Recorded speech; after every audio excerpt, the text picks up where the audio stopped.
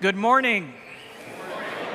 It's a joy for me to welcome you all to worship at Second Presbyterian Church in Indianapolis. We gather hearts and minds together, both here in the sanctuary, and all those joining via live stream this morning are welcome as well. It is the God who calls, equips, and sends us in service, who gathers us in this space, and who will meet us here. This morning, we continue our 6-week journey through the sacred season of Lent, a time of self-reflection and deeper attention to the practices that shape our faith. This year, our theme for Lent at Second is learning to walk in the dark. And when I left my house early this morning, I thought we're going to take that literally this day. We do invite you to find time and space for darkness and quiet in this sacred season. We invite you to take time for digital Sabbath and fasting, time to concentrate on those practices of prayer and worship.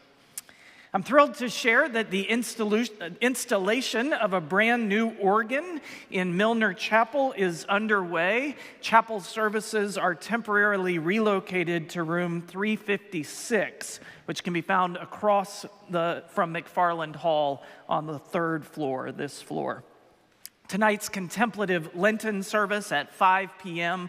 will also take place in room 356. And beginning tomorrow through next Sunday, the Music and Fine Arts Ministry is hosting interactive contemplative prayer stations in room 356 anytime that the building is open.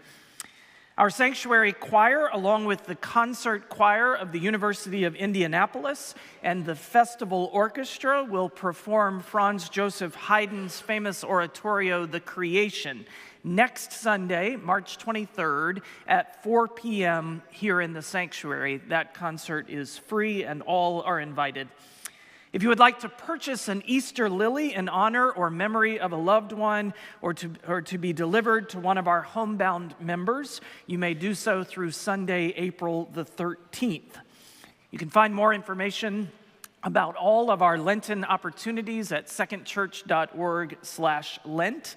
I also invite you to mark your calendars for the next 2 Sundays when our congregation will be participating in Bread for the World's offering of letters, encouraging elected officials to support policies that nourish children and families at home and around the world at risk of hunger.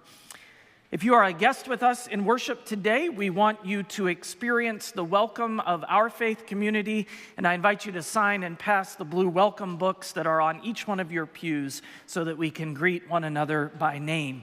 I particularly want to recognize and welcome the members of our confirmation class who are with us in worship. Would you all stand so that we can welcome you sitting together in worship this morning?